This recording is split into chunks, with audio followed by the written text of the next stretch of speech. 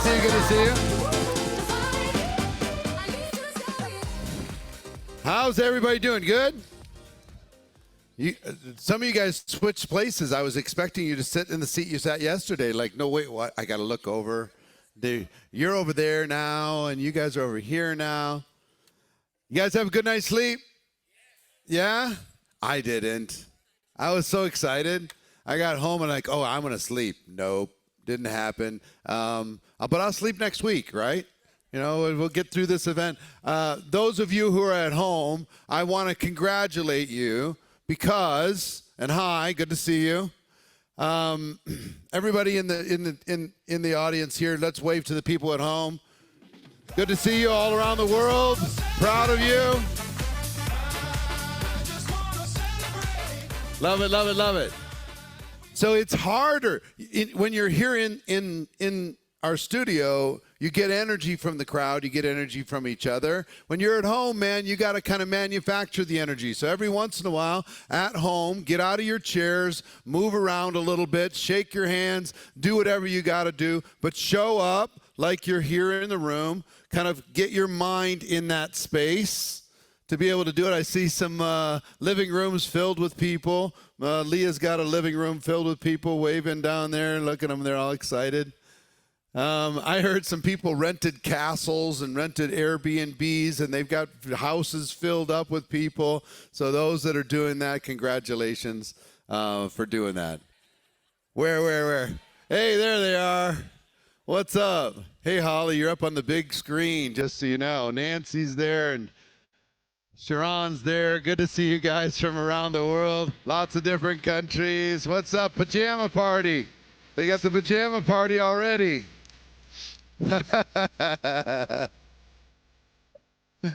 That's fun. So, I hope, we talked about defining moments yesterday morning, right? I hope some of you have maybe gotten a little closer to making a big decision, deciding that maybe you thought you'd made a decision before, but some of you have made it already. That said, 12 months from today, I'm going to be in a different place. Some of you are circling it. The decision's here, and you're circling it. You're like, oh, I'm not sure. It's like circling it, trying to say, oh, are you going to change your life? Are you going to change your nutrition? Are you going to change your fitness or whatever? For me, I circled it for years. Like I'm about to make a decision, but I don't know if you've ever felt like cautious to make a decision because you've made one before and you let yourself down. Have you ever done that? Anybody ever done that? Made a decision and it's just like, oh, I didn't do it. So now you're like at the point of decision, you have this PTSD from the last decision you made and you feel bad about that you didn't do. I'm never going to do that again. And then you did it again. So here's what I'm going to tell you. You never know when the actual decision's going to happen. I thought I'd made the decision so many times in the 3.5 years. At an event, I'm doing it. Okay, I'm going to do it this time. But sometimes it's a combination of things.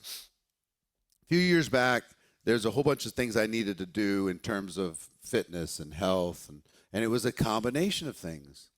It was about, I'd had my friends say, listen, I want you to live for a long time. Eric, you're not looking so good, buddy. You got to do some stuff. Like, yeah. But you know how many times I'd made that decision? I'm going to eat better. I made that decision. I'm going to move my body. I made that decision. I'm going to drink more water. I made that decision. I'm going to have better nutrition. You know how many times those of you fellow strugglers have, it's like, what I realize when it comes to fat is we're all fat. Every one of us is fat. We're either really fat, kind of fat, or we're trying not to get fat. That's, you know what I mean? Fat's coming for you. For all of us, it's a constant battle. It's almost like it's an adversary. It's like it's coming for us.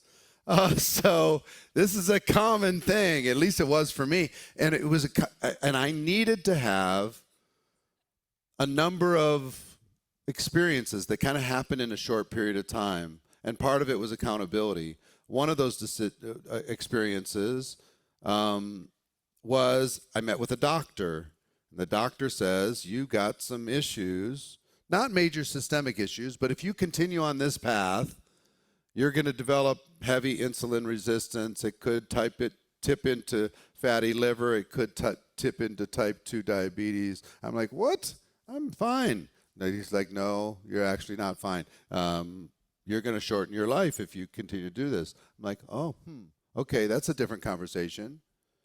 And then I did an interview with Richard Branson, and super fit guy, you know, he's moving his body 4 hours a day, doing all this stuff. And I asked him, what was your advice for people to have the best year of their lives in the next year? And we're side by side on a screen doing this interview, and he's fit on Necker Island, you know, hair flowing, the whole thing. And he says, what you need to do is you need to get in the absolute fittest condition in your life physically. I said, as an entrepreneur, that's your advice? Yeah. He said, especially after the age 50, people go one of two ways. Either they let themselves down or they get as fit as possible. And I'm inflamed. You know, I look like my face was stung by 1,000 bees. Basketball head, you know, bagel face. Yeah, look at that face. I mean, come on. Look at that. That's different, right? Yeah. But here's what I got to tell you. I didn't see that face. I'm like, I'm fine. I have body dysmorphia. I look at the mirror and go, it's okay. Not so bad. I got a long way to go still. I'm still fighting this fight. I'm still battling this battle. It is not easy. I got to really think about it. Like things like the Whoop band changed my behavior. Really, truly. You know, I've lower my resting heart rate, increase my amount of time per week in zones 1, 2, and 3. You know, the steps, getting the steps in and what that's doing, all this stuff. So it was a combination of Richard Branson, Gary Brecka, who gave me some things that I should be doing, Dana White here in town, who turned his body around and challenged me to turn my body around. And then I had an accountability group that I was coaching, and I said, guess what? I'm going to work with you for 90 days. You work on your network marketing business. I'm going to work on my physical self, and I'll hold myself accountable to you. You hold yourself accountable to me. And it's continued to be additional things. And that's, sometimes it's not just one thing. Sometimes I was circling and circling. Yeah, I know. Maybe I'm just built like this. Maybe this is just what my body is. Nope, it's not. You know, so sometimes you need a trainer. If I have a trainer coming to the house, I'm going to work out. I mean, personal trainers are not really trainers. You know what they are? Babysitters. I need a babysitter to make sure that go over to that machine that you've been on 1,000,000 times and go do it again. Okay, I'll turn my brain off, do the thing. You know, so same thing's true in all the skills, right? Some of you, we're talking about these big 6 skills, right? We talked about retention mastery. We talked about sales mastery. We talked about duplication mastery. This is everything I know, 37 years worth of knowledge in these 3. We're going to talk about presentation mastery. And sometimes you can make a decision on one of these things and you haven't made the big decision on your life. But one helps the other. It supports the other. One thing that I did learn is I kept hearing the phrase, how you do one thing is how you do everything. Not true. Not true at all. Not at all. Some of you are amazing parents. Your finances are a mess. Some of you, your finances are incredible, but your fitness is terrible. Sometimes your fitness is unbelievable, but your network marketing business is falling apart. And so I listened to that, and I like, boy, I hope, because I had the network marketing figured out, but I still had blind spots. So sometimes it's a stepping stone. We're going to be covering 6 different topics of mastery over the course of this weekend, and then invite you on a journey to master them. And I'm going to tell you, for me, one of the early ones that helped me on my journey to start to say, okay, am I going to be a pro here, was presentation. Isn't that interesting? It wasn't necessarily sales. It wasn't necessarily recruiting. At the beginning, for sales and recruiting, I plugged in. I was a good soldier. Tell me what to do. Go do this. Okay, I did it. Now what should I do? So I was very outer directed. I was very people pleaser type. I wanted the approval and recognition. So those things worked for me, and they might work for you. Prestige, recognition, kind of being known as that woman or that man in the organization that gets respect. Maybe you want respect. Maybe you want to be celebrated. Maybe you just want to be seen. Just want to be seen. I remember the first big convention I went to, I don't know why I did this, but I think maybe it was just the need to be seen. Have you ever seen business cards from like a realtor that has their face on the business card? I made cards with my phone number on them and my picture. One for every person that was expected to be at that convention. And I set an intention to introduce myself to every single person and give them my card. For no agenda. There was nothing, they were all my cross line. There's nobody in my downline. But I met them all. I wanted to be known for whatever reason. I just wanted to be part of something. And by the end of the convention, it was quite something, because people were like, "Did you get a card for the? Did he try and sell you anything?" No, he didn't sell me anything. He just said hi. Was he trying to do? Is he some other company? Is he trying to build a list? No, he's building here. Huh? I had no agenda. But by the end, by day 3, some of you have only talked to your 7 people in this room.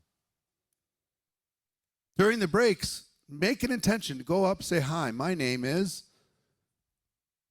Trade information, friend each other up on social. When we have the party tomorrow night here at our home, make sure that you're mixing and mingling, not just with the group that you're with, but with other people. Because what ended up happening for me is I kind of got adopted by all the other leaders in that company, my first company. And people would look out for me, and I could give them a call if I got stuck, and that happened for me. So anyway, here's what I heard on stage.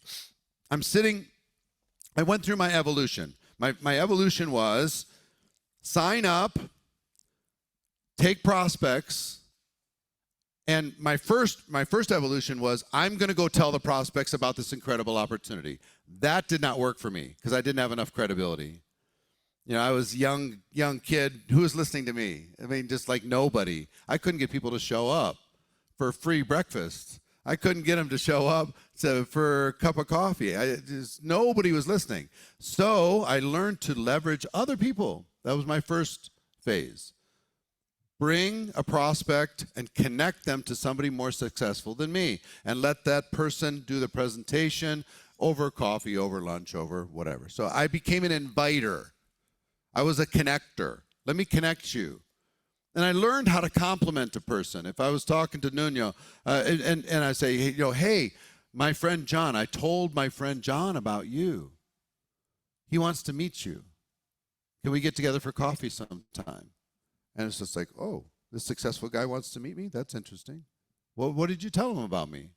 Well, I just told him you're a successful person, and I really admire you, and I respect you, and I think you're smart, entrepreneurially driven, ambitious guy. And he's like, perfect, I need to meet him.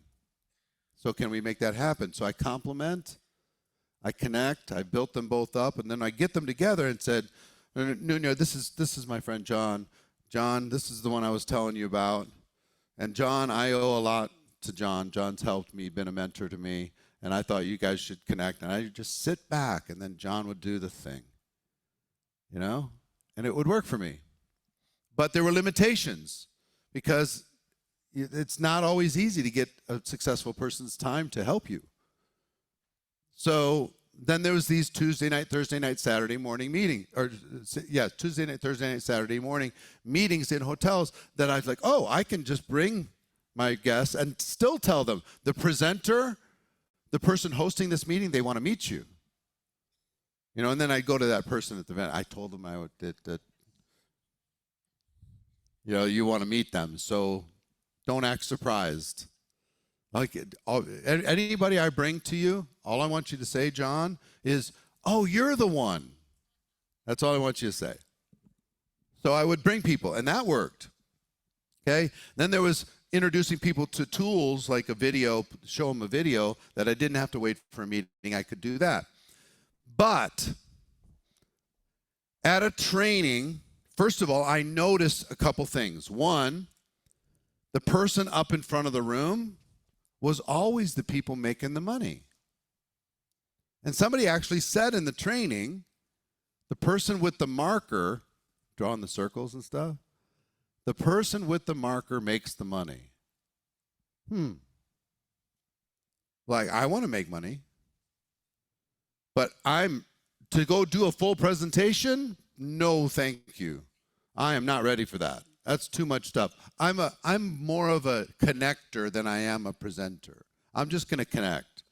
Let other people do the presentation because I don't have the credibility. Because every time I did the presentation to my prospects, it didn't really work out well because I didn't have credibility first party. That ever happened to you? It's just like, ugh. So I learned to lean on other people. But they said the person with the marker makes the money. You got to, for your team's sake and for your long-term future, you need to fight. All of you need to fight to get onto the stage. I was like, So they used to have somebody did the opportunity, somebody would host this presentation. They'd introduce somebody else who'd do the company section, credibility. And then they'd introduce somebody else who'd do the product section. Then they'd introduce somebody else who'd do the compensation plan section.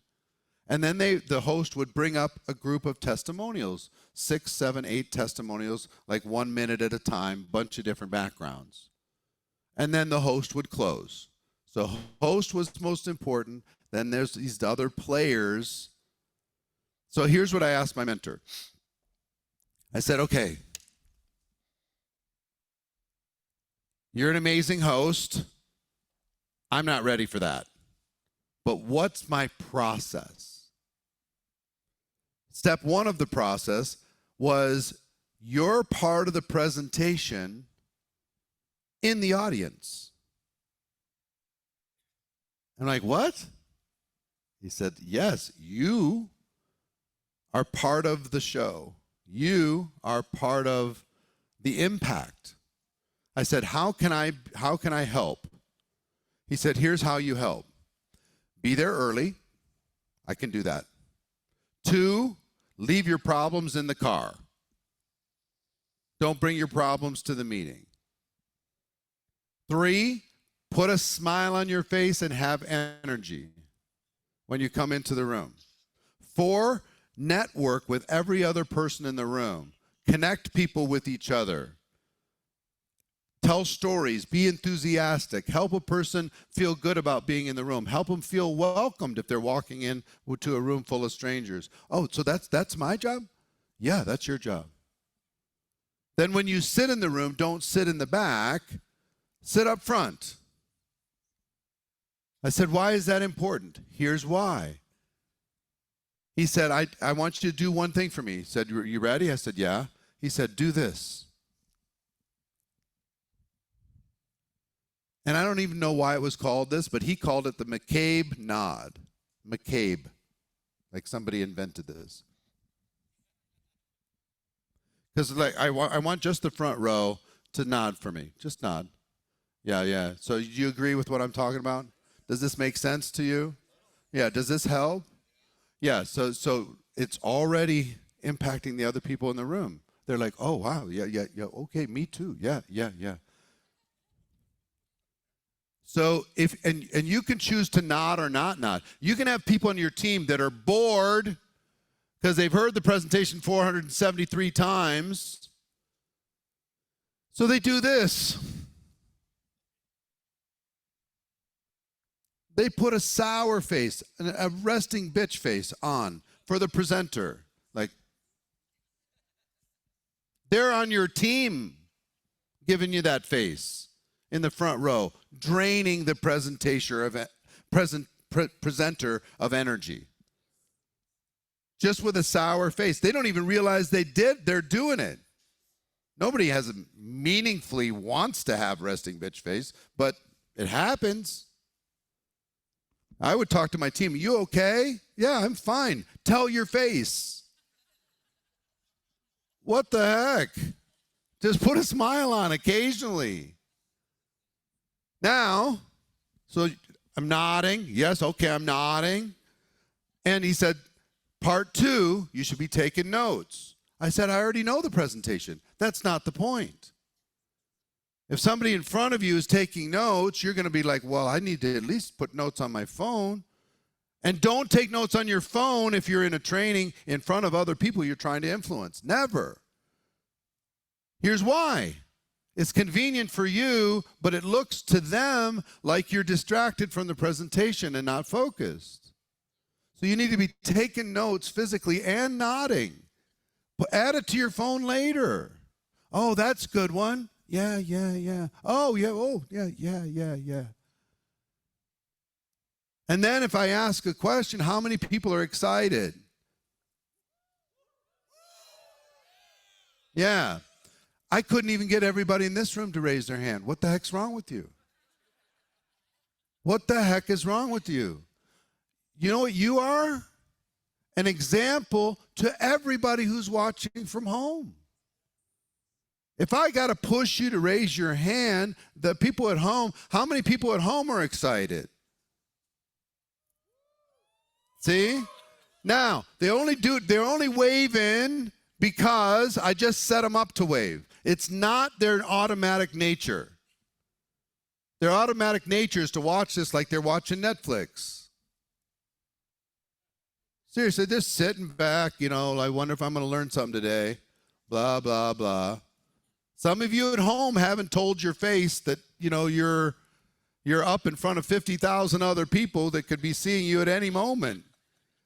Tell your face.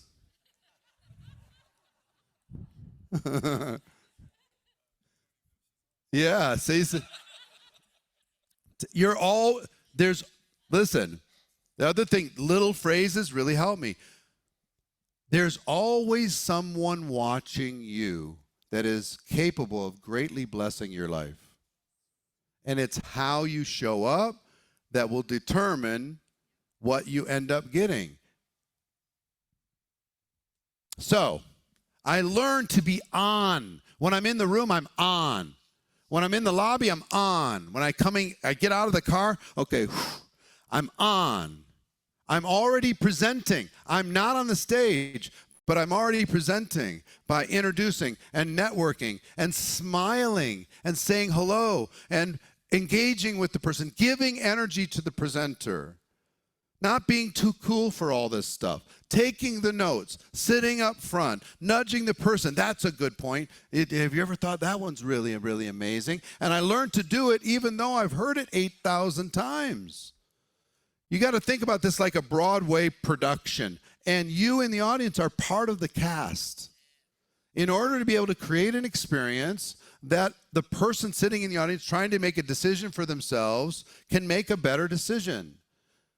You can be selfish and just sit inside your own head, bring your problems in with you, or you can be giving and be part of the program. So I learned, and then after the presentation, circling up, going and helping out in other little circle ups, introducing myself. Anybody have any questions? Introducing somebody to the presenter. I was Just do you need some water? I was there to help, right? I'm part of the game. I'm on the team. You know, I might not be on the field up here, but I'm on the team. I'm an important part of the team. Then I want to learn how to do tell my story. You know, so I could get a testimonial, because I said, why is it important that I do a testimonial? It's the 60-second thing. Like, because I was young. My mentor said, there's people in the audience that also have young people on their prospect list. So when you give your story, they'll be able to go, oh, I know somebody like him. I bounced around a lot of different dead-end jobs. They might know somebody like that as well. But we're going to have somebody like that. We're going to have male, female, old, young, different colors, different backgrounds, different experiences, so we can relate to as many people in the audience as possible. This is not for your recognition, even though you'll get a little bit. So this is to assist the prospect in seeing what might be possible. Oh, I was blind, now I can see. Through your story. Okay, great. What else? He said, 2, it's going to begin to develop you. You learning how to tell your story and get more and more comfortable with it is going to begin to develop you into ultimately being able to present bigger and bigger and bigger and be more powerful. Okay, good. 3, your team will look at you different. If you're up in front of that room, your team afterwards are going to be a little bit proud. They're going to go, that person's on my team. You know, and they'll listen to you different. Huh. Okay. So again, this is mentorship, right? I start by presenting when I walk into an environment. Are you presenting the moment you pull into your company convention location? You're presenting at the check-in. You're presenting in the walk to your room and seeing another person from your team. You're presenting in the line to get a cup of coffee. You're presenting in the hallway. You're presenting during the breaks. You're presenting in the room. Even if you're not on stage, you're still on stage. Everybody's always watching. Some are too cool. Oh, I'm too tired to take pictures. Are you kidding me? That picture is a gift to the other person so they can believe maybe they can do it too. It's important, right? So, learning how to give my testimony. I learned it. And the 4th thing that happened for me in learning how to tell my story, and I practiced it. And I would encourage you to actively work on this. Some of you are good at telling your story, but it takes 10 minutes. Some of you are good at telling your story. It takes 5, 6, 7 minutes. This is not about you. It's about just get to it. Your background, what you didn't like about your background. You found a solution. How do you feel about the future? A minute, 2 minutes. Build a connection. Here's the 4th thing that learning how to present and tell my story did for me. Is I had something to say with every prospect. In every situation. It was my go-to. If I got on a 3-way call with somebody, I say, can I just tell you my story real quick? And I would tell my story. If I did a home meeting, hey, welcome, let's get things started. Just to kick things off, let me tell you my story. If I did a training with people who are already in my team, those of you who haven't heard my story, let me just tell you my story one more time. Here's my story. I would tell my story in a training. I would tell my story in presentations. I would tell my story over coffee, one-on-one, at a lunch meeting, to my team. I would tell my story again to people in my family, to every prospect. I would tell my story in every environment. You cannot believe the confidence that simple little story gave me. Some of you are good at telling facts, good at telling facts and figures and data and information, and it doesn't build your business like telling a story will build your business. So I'm not going to go into specifically how to tell your story, but I'm going to encourage you to have this be a reflex. You don't learn something when you remember it. You learn something when you can't forget it, when it's part of your life. So my reflex in every situation when building an organization would be to tell my story. Then I wanted to be able to go next into doing the various parts of the opportunity presentation. And they always put the weakest person of all doing the product piece of the opportunity presentation. The host would fix any mistakes that they would make. So the next thing I learned to do is a product, and I screwed it up so bad. I practiced like crazy. I screwed it up so terrible. But the host was very kind, and he came up afterwards. He set me up and said, hey, this is his first time. Show him some love. I came up. I was shaking, sweating, doing my little product presentation, messing it up. And then he came up back afterwards. Let me correct just a couple things from Eric. That was his first time. Give him a round of applause. Everybody gave me some applause. My sweat started to dry up a little bit. And they said, let me just correct a couple things. This. All right, now let's go to the next part. And I was like, oh, I felt supported. But I did it. I was so proud of myself for doing it. And my team went, look at you. You did part of the presentation. Eric's growing up. Yes, sir. I'm going to do another part soon. Watch me. So I did the product a few times. I got it going. And then learned how to do the other segments. And eventually I graduated to hosting. And that was the prestige spot. Because now you're the only one building real rapport. You come out and host. Ladies and gentlemen, welcome. Thank you for being here. I learned what to do with my hands. Because at the beginning, what do you do with your hands? Little stuff. Like, I'll give you an example. Come here for a second. Little stuff. I just want you to put your hands at your side, okay? And I'm going to do this. Who's in charge? Him or me? All right, now switch. Who's in charge? He is. Just from this, just having your hands here versus here, just that, oh, okay. Now, don't have such good posture. Slouch a little bit. Just kind of be slouchy. Take the smile off your face. And I'm like this. Who has more influence?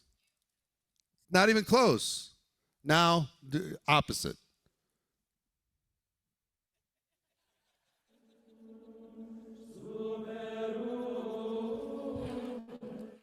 And it doesn't have to be the little triangle. It just needs to be here. So just understand, all of you, little things. It just needs to be here. Just not here. Right? It needs to be here. It needs to be with a smile occasionally, not all the time, but there needs to be enough smiles. I have to remind myself to smile because I'll get in my head. In my studio at home, there's a big smiley face by the camera, like, hello, smile, tell your face, Eric, like, oh, sorry, hi, nice to see you again, but give him a round of applause. Thank you very much.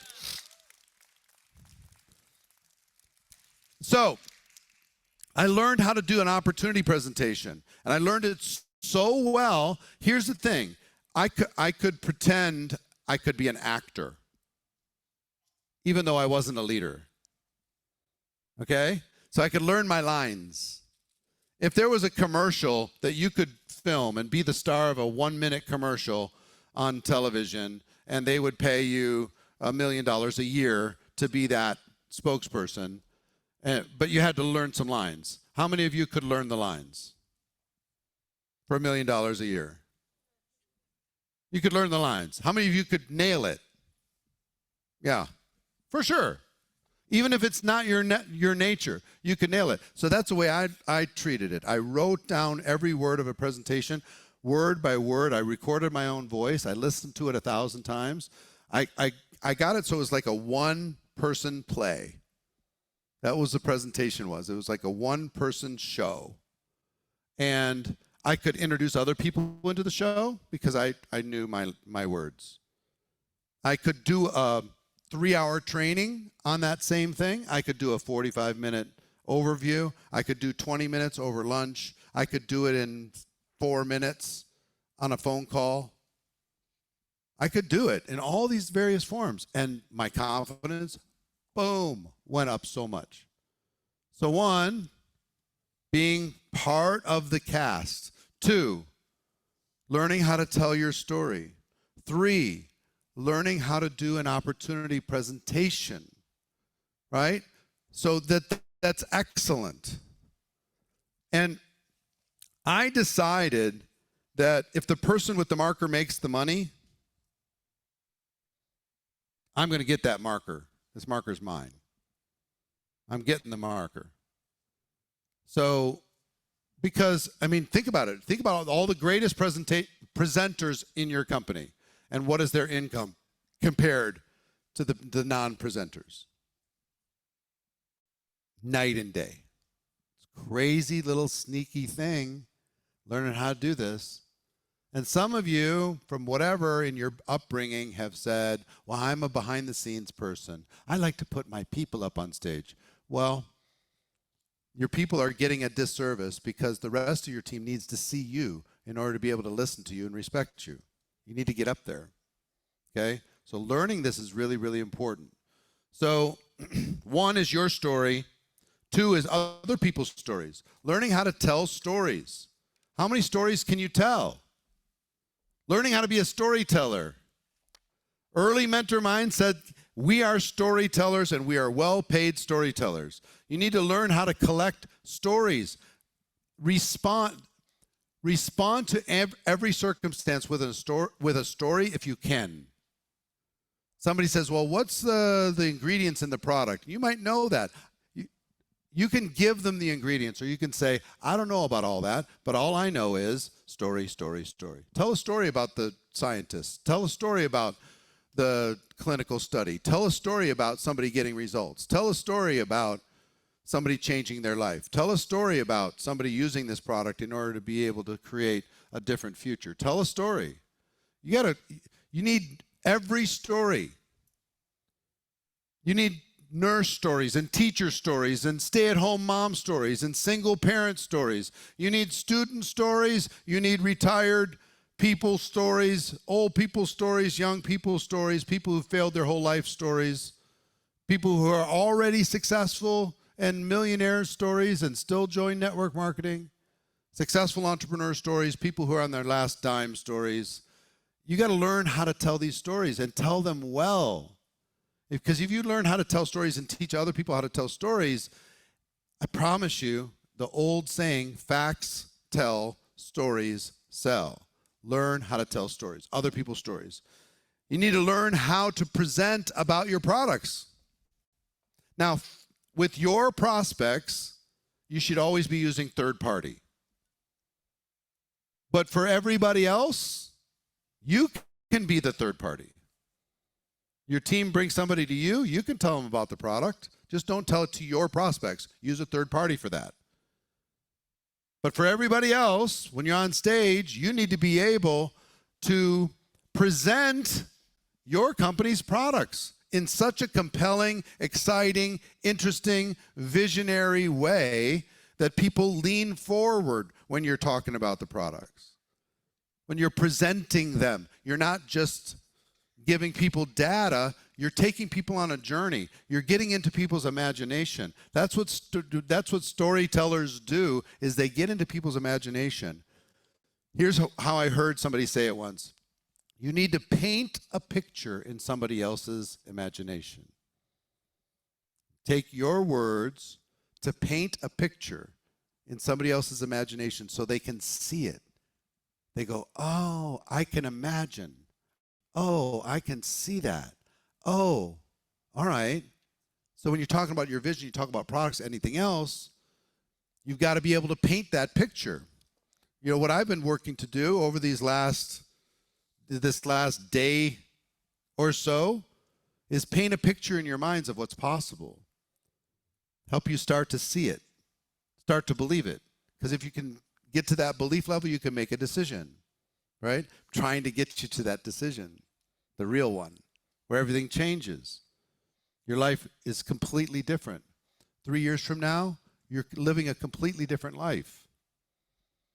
When I talk about my 90-day story, I started off struggling. By the time I was done, I was a different person. The next year, I went to $1 million a year in income from one 90-day run. One 90-day run completely changed my life. And it took me on a journey. Doing one talk in front of my convention for 14 minutes changed my entire career. One talk. Learning how to do a keynote changed everything. My team all of a sudden started to perform without me asking. Never happened before. So even in just what I just shared, did that paint a little bit of a picture in your mind of what might happen? I hope so. So, opportunity stories, getting people started, what I call the crucial conversation, that story, learning how to present that to people, learning how to present and train skills, learning how to present and train an inspirational talk, learning how to do a keynote presentation. Could you do a one-day training on skills? Could you do an inspirational talk that would cause people to take bigger action? If the company asked you to, could you do a keynote presentation that would knock everybody's socks off? Here's what I want for you. I want to work to help you develop all of these. Because when you do, building your business gets, oh my gosh, I struggle describing how much easier building your business will be when you're excellent at this. Okay? So I'm going to give you some tips, and kind of in summary form, as many as I can. I can't take you all the way there, and I can't mentor you all the way there, but hopefully I can get you to a decision and start paying attention to little things. So let's talk about little things. Everything matters. Everything matters. If you're going to be an excellent presenter, if you're going to be a top level pro, if you're going to be known in the world, online, in front of your team, in front of your company, in our profession, grooming matters. It matters. Now, here's what I mean by grooming, your appearance, okay? How you look. Are you sloppy or are you not? And nothing against my friends at home. I know you're relaxed and casual at home. But I want to challenge you, maybe during the lunch break, but certainly by tomorrow, to show up at home as if you're on this stage. Because you see, look at the difference between people who are at home and people who are even in this room. Is there a difference? Yes, there's a difference. Everybody's at home in yoga pants and sweatshirts and kicking back and, I get it. But if you're on the stage, what would you do? Probably look a little bit different. What does your hair look like? What's your makeup? Put your makeup on. This is your moment. Right? Guys, trim the hair out of your ears and your nose. And some of you, those big eyebrow hair, trim that stuff a little bit. And here's what I would tell you when it comes to dressing. Dress intentionally. Just intentionally. Your brand, like Angela and Oliver's brand, they're very bohemian. That is their tribe. That is their whole community. And that is 100% authentic to them. Perfectly fine. It's intentional. Here's what I try to do. Always dress about 10% above whatever the room you're in. 10% above, 10% sharper, 10% cleaner, whatever, 10%. Not 100%. You don't want to wear a tuxedo to a beach training, you know, it's a little too much. But on purpose, hair, on purpose. You notice the difference between, even here in this room, the ones that are going to be speaking later in the day, they look different in the morning because they're already prepared to come up for that moment, right? Well, you always have that moment. Somebody's always watching. So intentional. So on the Zoom, if you don't have a light on your face when you're on Zoom at home, that's a missed opportunity. If you're not dressed a certain way, that's a missed opportunity. If you show up a little bit casual and somebody makes a snap judgment about you, that's a missed opportunity.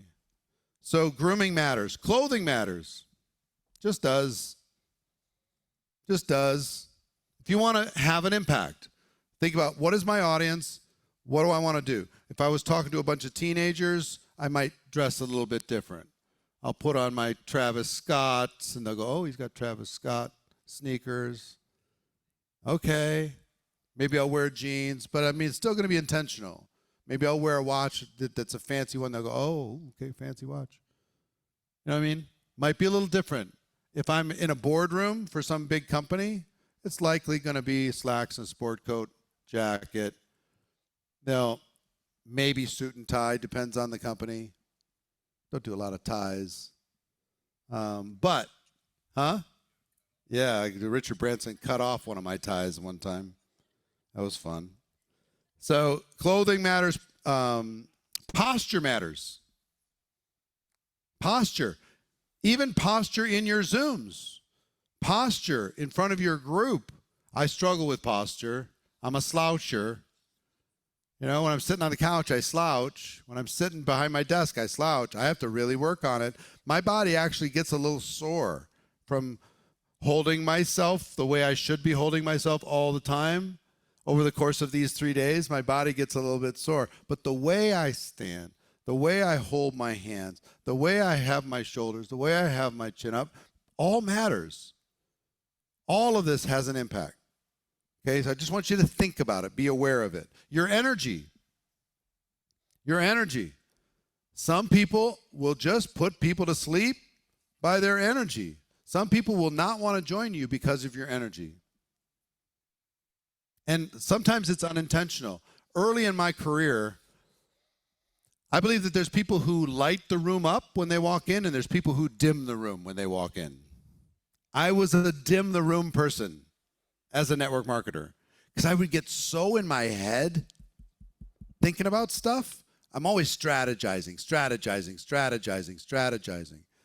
And one of my mentors, I remember we were having lunch with, we just had a business meeting. And it was an important business meeting. And he's doing this stuff, and I'm in my head, you know, thinking about stuff while they're talking. He goes, the person we're talking to that we're having this business meeting with goes to the bathroom. And he said, what the heck are you doing? I'm like, what? What are you talking about?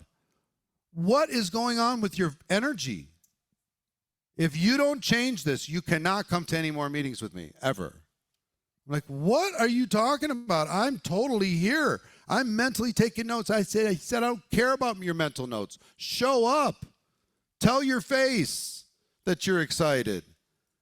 I mean, bring your eye contact into the conversation. Put a smile on your face occasionally. You build me up, I build you up. That's the whole point. I was like, I didn't even realize I was doing it. He said, well, you are. You're bumming me out. So if you need to excuse yourself, feel free to excuse yourself. I'm like, no. So we came up with a little signal, and the signal was he'd kick me under the table if I was doing it. And then I'd show up like, oh, hi, I'm back. You know, it's like put a smile back on my face, check into the conversation, nod my head, you know. Yeah, oh, that's a good point. Okay, I had to learn how to bring different energy. So, and there's different styles. And here's what's good. You can have great energy with your style. If you're quiet, be quiet, but have a relaxed intensity in the quiet. If you're loud, be loud. Okay? If you're Daniel G, you'll be Daniel G up here going, right? And some people are like, oh, it's too much. But most people are like, no, thank you. We needed the energy. So the more you are what you are, what you're going to learn how to do is modulate. You'll learn how to be way up here, kick ass, let's go. And you'll learn how to be here and talk about something that matters. And you can do things like this. You can pause. And everybody goes, oh, what happened? He stopped talking for a second. Everybody goes, Jim Rohn was a master at this. He would get the whole room to his frequency, just step at a time. They'd get to his frequency, and then he'd say, okay, let's go. And Jim had his style. He had a podium. He never left the podium. Occasionally draw something on a board, but never left the podium. So for years, guess what I did? I never left the podium. Then I saw people start to walk around.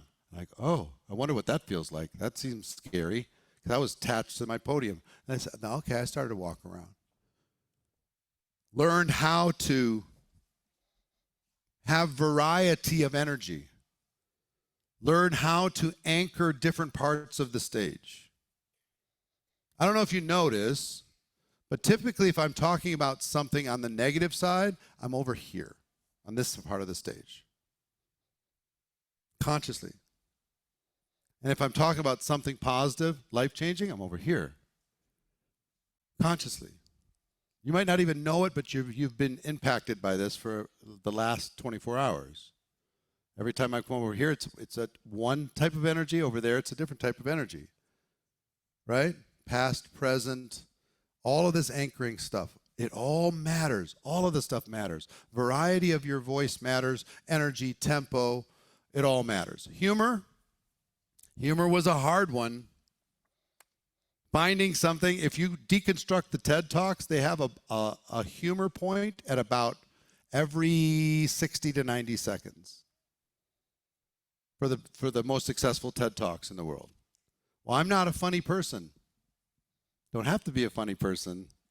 You know, you can find some things that will get an audience reaction. Find those things, lean into those things. You'll find them. I got a bunch of them, right? But it's not my natural state. Guess what my natural state was? Copy other people. That's what I learned to do. Preparation matters. But here's what I would tell you. The learning is in the doing. If you're not doing it, you're not going to really learn it. So, but preparation matters. I prepared I prepared my story. I prepared my opportunity presentation. I prepared my skill training. I could show you notes from my first 2 years in my business, training notes, that are literally almost word for word a Jim Rohn 3-hour presentation outline. For things to change, you got to change. For things to get better, you got to get better. All of that. I just copied excellence and said, as my mentor told me, and passed on the information. Everything matters. Here's the big one. Value. If you bring value, the world will ask you to speak forever. You bring value, your company will ask you to present on their stage. If you bring value, and it comes in all different forms and fashions, if you're soft-spoken, if you're hyper and crazy, if you haven't had a lot of success, if you have had a lot of success, you can find a way to bring value. There's somebody in the audience that only you can relate to. You need to learn how to do this stuff. Pay attention to all the tiny little things. So I'm going to give you a few pro tips. 4 in total. 1, this is an old one, but as a starter, if you want to become great, it's pretty simple to just tell people what you're going to tell them, and then tell them, and then tell people what you told them. As a structure. for every presentation. You have a 20-minute talk. In the next 20 minutes, I'm going to teach you this and this and this. So let's get started. This and this and this. So as we've just described, I just shared this and this and this. If you tell people what you're going to tell them, they can listen with different intent. They can have an expectation of what to go into. Right? If somebody gives me a commercial about a book, for me, I enjoy getting into that book a little bit better than if I'm going in blind. Somebody gives me a commercial about a movie or a trailer or something on a movie, that's all what you're kind of doing. Here's what we're about to do together. I'm going to show you what to do in order to become a great presenter. And now here's the way to become a great presenter. And then, so what I just shared with you is how to become a great presenter. And let's recap the steps. Boom, boom, boom. So just this simple little thing, try and do this the next time you do a Zoom. Next time you do a Zoom, open the Zoom, tell them what they're going to experience. And then have them experience it, and then summarize what they just experienced. They will have a better learning experience. Okay? Next, always have a theme. Whatever your talk is, a theme. Here's what amateurs do. They try to put too much into too little bit of time, and it stresses everybody out. Don't ever tell people I'm running out of time. Don't ever tell people, oh my gosh, I have 14 more slides in 7 minutes. All you're doing is stressing people out. Now you're going to rush through these slides. It's better you just close it up. They don't know you had 14 more slides. They don't need to know. That's all I can tell you today. We'll have to continue the conversation later. Finish it. Be done. But if you have 4 themes in one talk, that's an amateur. One theme. Everything serves that one theme. Do you know what my theme is for this talk? Become a presenter. And it's important and valuable. That's it. Make a decision. You're going to become a professional as a presenter because it's in your best interest. And here's all the reasons why. Here's some tips in order to be able to do it better. But have a theme. Before you start, even a Zoom, have a theme. If you're going to sit down with somebody over lunch, have a theme. Make sure that theme is crystal clear before you finish that meeting. Number 3, always try to include 5 things in a talk. One theme, 5 things. If you can. 1, give people an assignment. Inside your talk, give them an assignment. Here's a suggestion. Give them something that they can do. They go, okay, something noteworthy. Oh, I'm going to do that. 2, challenge people. In our business, if you challenge people, people in our business love a challenge. Challenge them. And what do I mean by a challenge? Challenge people to do more or faster. If they're going to make a decision, let's make it today.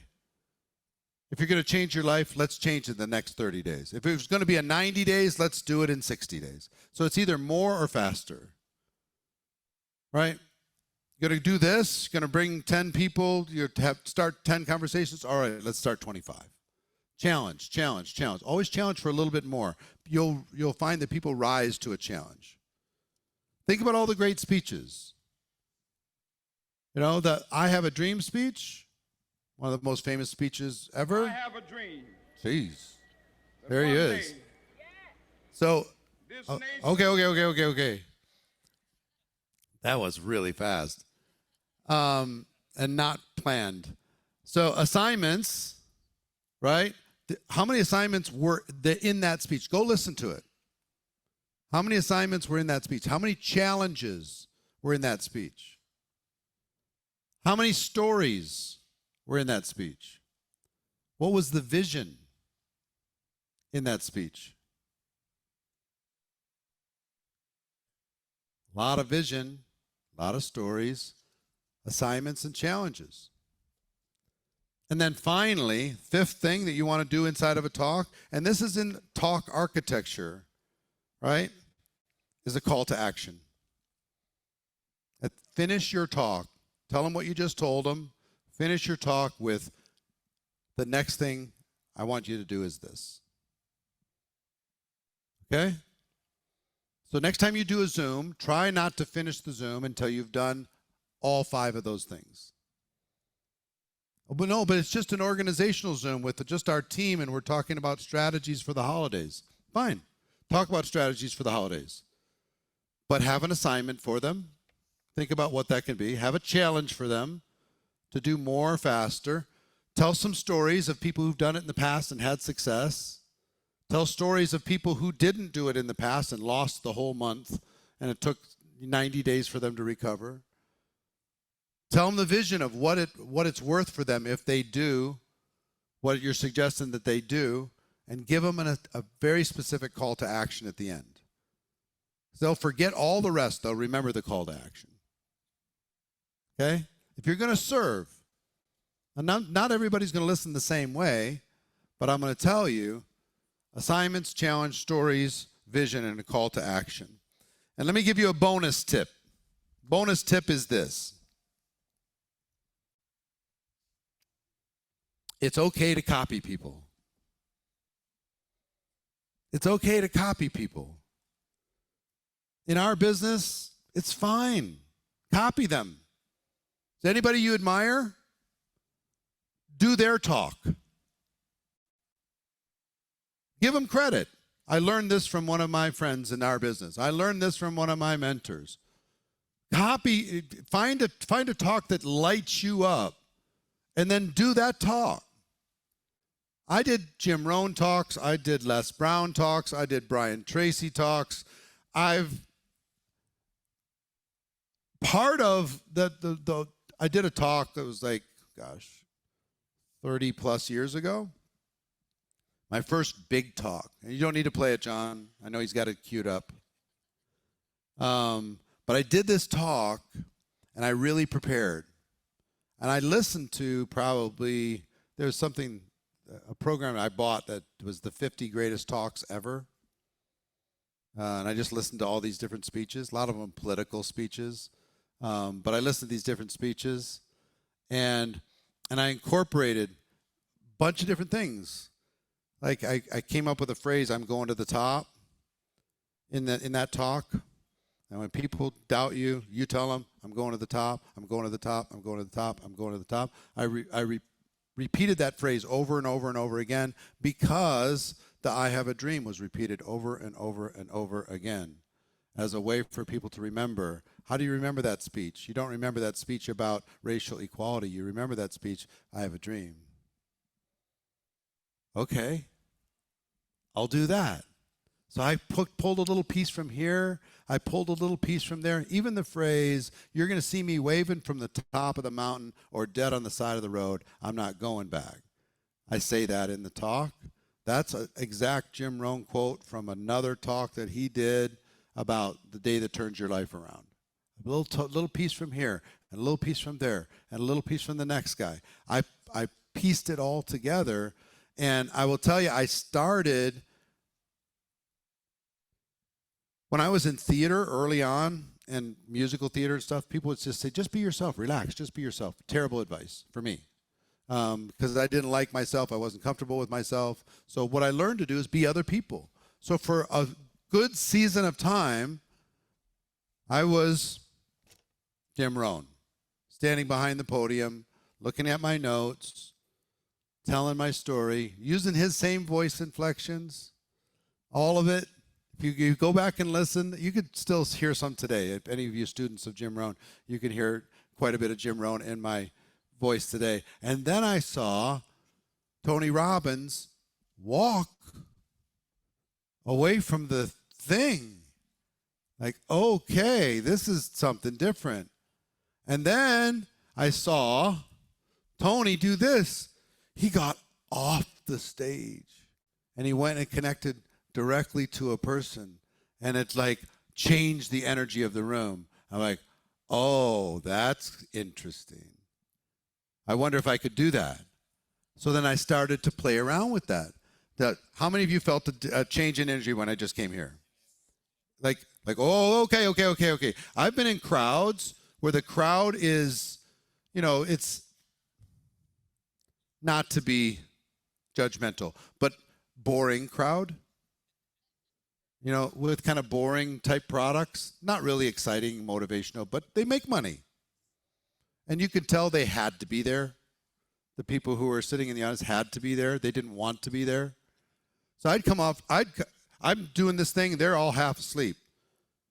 Like, okay, I came over to their table. What's up? And they're just like, okay, what the hell is going on? So I'd ask them a question. They'd answer like, oh. So I added that to my mix. I did a talk once. Biggest crowd I ever spoke to. Tony Robbins, biggest stage he ever spoke on too, is in Germany. 45,000 people in Germany. And I got off the stage, humongous stage, this soccer stadium. And I just had the camera follow me.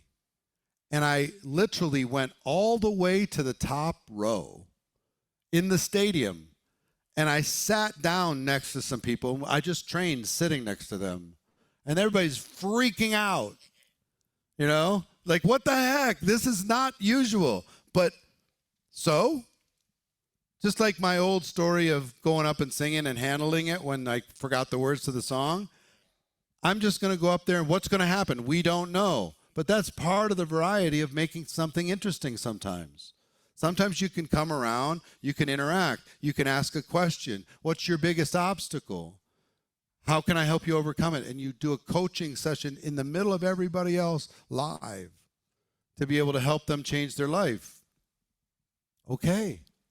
Now, this might not be comfortable for you to do day one. Might not be comfortable for you to do right away. You're going to find your own comfort zone before you're ready to move around. I learned this when I'm moving around. I just changed this person for sure. And if I could touch, connect, shake hands, fist bump while I'm doing something, eye contact. How many of you have felt that I've made eye contact with you at least once over the course of the last 24 hours? Yeah.